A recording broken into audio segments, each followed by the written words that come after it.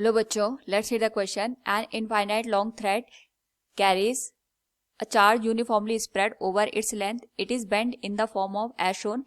If the charge per unit length is lambda, the electric field at point O is, here we have given a diagram. Now to answer this question, first we will discuss here the key concept, and here the key concept is electric field due to infinite long wire having a length charge density as lambda, and it is given as E equals K into lambda divided by R. Now according to the question, यहाँ पे हमसे पूछा गया है कि एक arc है, इसके करस्पॉन्डिंग O पॉइंट पे हमें इलेक्ट्रिक फील्ड बताना है. तो सबसे पहले हम इस पूरे आर्क को 3 सेगमेंट में डिवाइड कर देते हैं.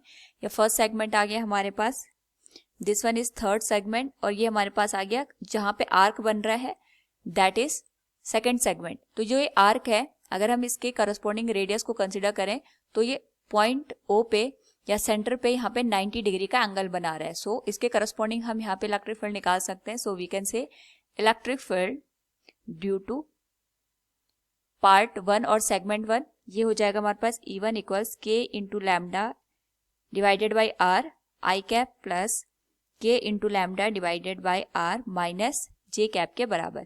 क्योंकि यहाँ पे हमारे पास जो वायर है कुछ इस तरीके से, इसका जो भी इलेक्ट्रिक फील्ड यहाँ पे लाई करेगा ये पॉजिटिव x और माइनस y एक्सिस में लाई करेगा इस तरीके से.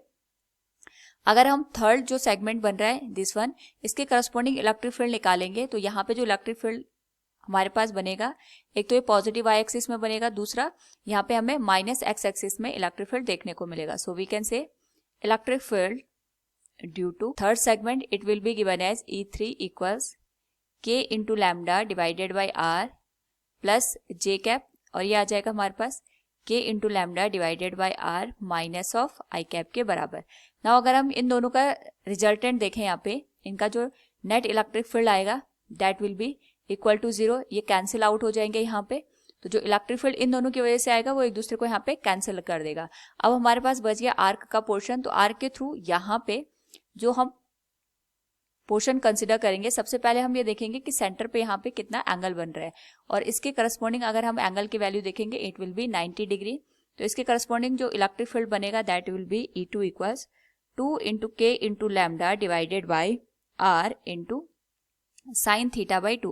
जो आर का पोर्शन होता है या किसी भी सेगमेंट का जहां पे हमारे पास सेंटर पे एंगल बनता है, उसके करस्पॉन्डिंग जो इलेक्ट्रिक फील्ड की वैल्यू होती है हम इस फॉर्मूले के थ्रू यहाँ पे फाइंड आउट करते हैं. और यहाँ पे जो थीटा की वैल्यू है ये हमारे पास 90 डिग्री है, तो जो E2 की वैल्यू आएगी that will be 2 into K into lambda divided by R into sine 90 divided by 2.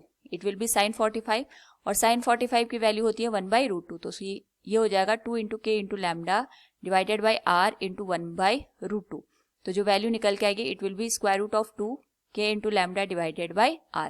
K की अगर वैल्यू पुट कर दें तो ये आ जाएगा हमारे पास square root of 2 into 1 into lambda divided by 4 pi epsilon not into R, और ये वैल्यू हो जाएगी lambda divided by 2√2 pi epsilon not R के बराबर. This will be the net electric field due to the portion of the arc given in the figure.